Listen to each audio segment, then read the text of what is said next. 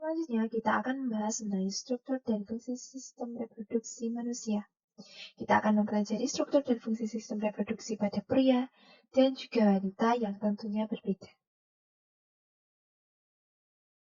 Tujuan pembelajaran pada pembahasan kali ini yaitu mengidentifikasi organ-organ penyusun sistem reproduksi pada laki-laki dan perempuan,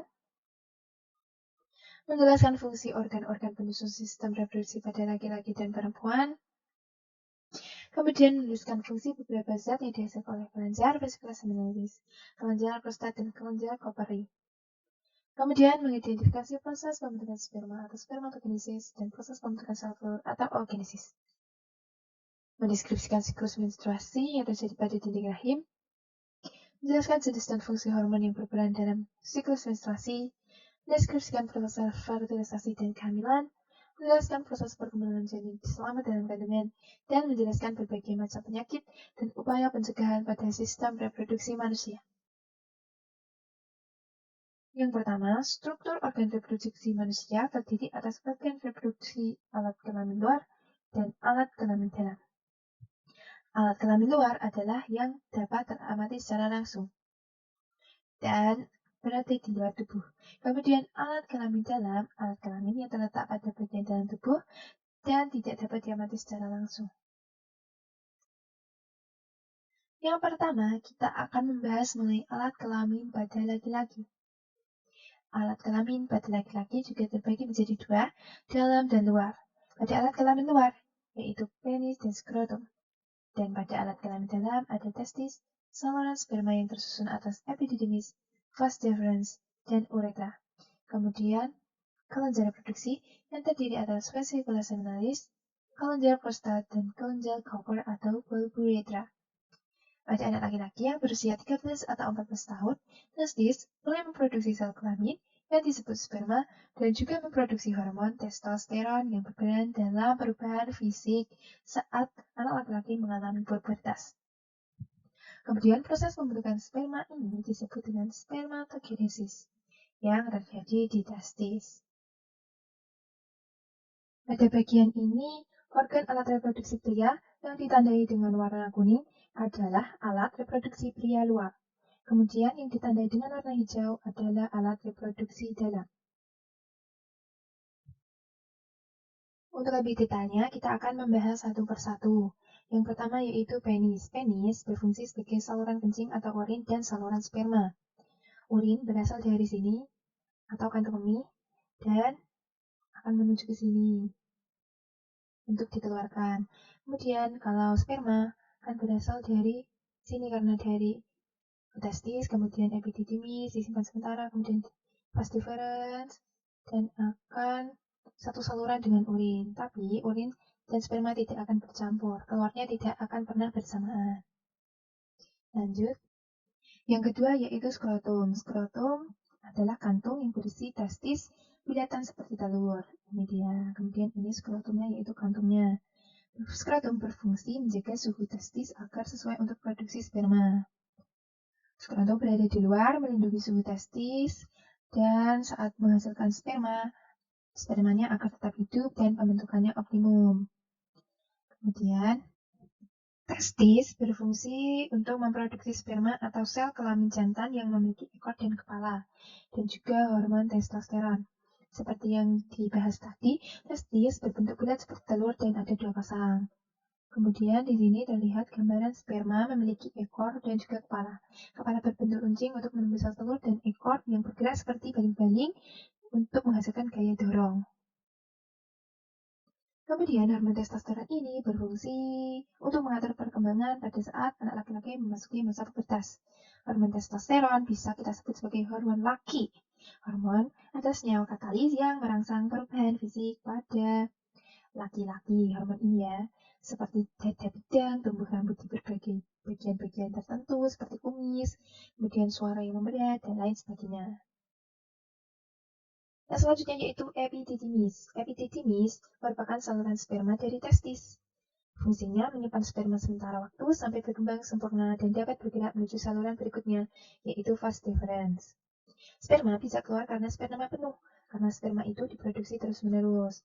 Atau sperma juga dapat keluar ketika laki-laki mengalami mimpi basah atau ada rangsangan tertentu. Epididymis letaknya di sini ya. Saluran sperma setelah testis memproduksi. Kemudian vas deferens yaitu saluran yang menghubungkan epididymis dan uretra. Epididymis, ini vas deferens, kemudian sampai ujung ke uretra dan nantinya akhirnya keluar. Sperma lanjut ke saluran yang panjang ini disebut vas deferens. Jadi yang panjang ini vas deferensnya. Kemudian uretra. Uretra adalah saluran sperma akhir yang terdapat pada penis, yaitu saluran keluarnya sperma dan urin juga. Tapi urin dan sperma tidak akan pernah keluar secara bersamaan. Selanjutnya kita akan membahas mengenai kelenjar reproduksi. Yang pertama yaitu kelenjar vesicula seminalis. Kelenjar ini menghasilkan cairan yang bersifat basa atau alkali, yang mengandung fruktosa, hormon prostaglandin, dan protein pembekuan. Karena urin bersifat asam, kalau sperma kena asam kan tentunya akan terganggu atau bahkan mati.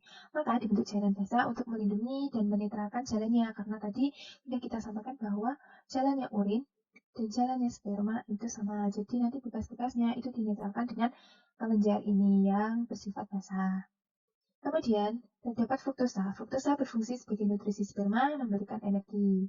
Karena di dalam sel sperma ada mitokondria yang berfungsi untuk menghasilkan ATP atau energi. Selanjutnya, hormon prostaglandin berfungsi untuk menjaga sperma saat masuk ke tubuh wanita. Karena tubuh wanita menerima sinyal sebagai barang asing. Kalau sperma masuk itu diterima sebagai barang asing. Nah, disinilah peran hormon prostaglandin meredam imun wanita yang menolak sperma. Kemudian ada protein pembekuan untuk mengentalkan. Jadi fungsinya juga untuk melindungi sperma. Selanjutnya, kelenjar prostat.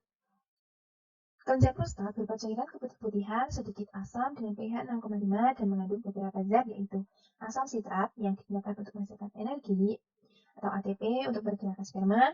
Kemudian ada beberapa enzim seperti pepsinogen, lisozim, dan amilase. Yang ketiga, kelenjar prostat juga mengandung seminal plasmin yang berfungsi sebagai antibiotik untuk membunuh bakteri dalam saluran reproduksi. Yang selanjutnya yaitu kelenjar Cooper di sini kecil di bawah kelenjar prostat. Di bawah kelenjar prostat. Kelenjar Cooper menghasilkan lendir dan cairan yang bersifat basa untuk melindungi sperma atau menetralkan urin yang memiliki pH asam yang tersisa dalam uretra serta melapisi uretra sehingga mengurangi sperma yang rusak selama ejakulasi. Kan di uretra ada sisa urin, tadi jalurnya sama. Kemudian urin bersifat asam. Nah, jalurnya ini dibersihkan dulu oleh kelenjar Cooper atau bulb uretra. Kita ingat kembali alat reproduksi laki-laki dengan menyebutkan nama organ dengan bantuan gambar berikut ini. Alat reproduksi digambarkan dengan gambar yang lebih berwarna. Yang pertama ini, apa ini? Betul sekali, ini adalah penis. Kemudian selanjutnya di dalam penis ada saluran akhir. Apa ini? Uretra. Kemudian selanjutnya saluran yang panjang yang terhubung dengan uretra. Vas deferens. Selanjutnya, skrotum adalah kantong yang membungkus testis dan melindungi testis. Kemudian di dalamnya, seperti yang saya sebutkan, ya bentuknya seperti telur, yaitu testis yang berfungsi sebagai proses sperma. Kemudian salurannya setelah sperma diproduksi oleh testis akan menuju ke sini, yaitu epididymis. Selanjutnya, setelah kita mempelajari saluran-salurannya, kita akan mengetahui kelenjar-kelenjar yang berperan. Yang berada di bawah ini, kecil bulatan, yaitu kelenjar Cooper atau bulb uretra. Kemudian di atasnya ada kelenjar prostat. Kemudian di atasnya ada vesicula seminalis, yaitu berada di belakang kantong kemih. Ini lebih ringkasnya dibuat sebagai tabel. Fungsi lebih ringkasnya. Kemudian kita akan belajar mengenai spermatogenesis. Spermatogenesis merupakan proses pembentukan dan pematangan sperma. Kita akan melihat bagian melintang testis. Testis dibelah akan banyak sekali saluran-saluran atau pembuluh-pembuluh, yaitu tubulus seminiferus. Apabila di zoom, gambarnya akan seperti ini.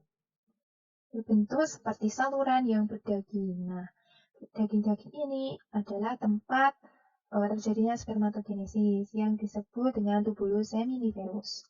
Kemudian di zoom lagi, akan tampak seperti ini, di mana spermatogonium yang bersifat diploid mengalami pembelahan secara mitosis menghasilkan spermatosit primer, kemudian mengalami pembelahan meiosis 1 menjadi spermatosit sekunder, kemudian mengalami pembelahan meiosis 2 menghasilkan spermatid, dan berdiferensiasi menjadi sperma atau spermatozoa.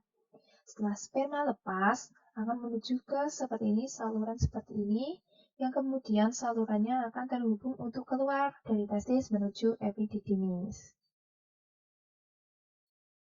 Untuk menghafal, kita dapat melihat bagian singkatnya di bawah ini.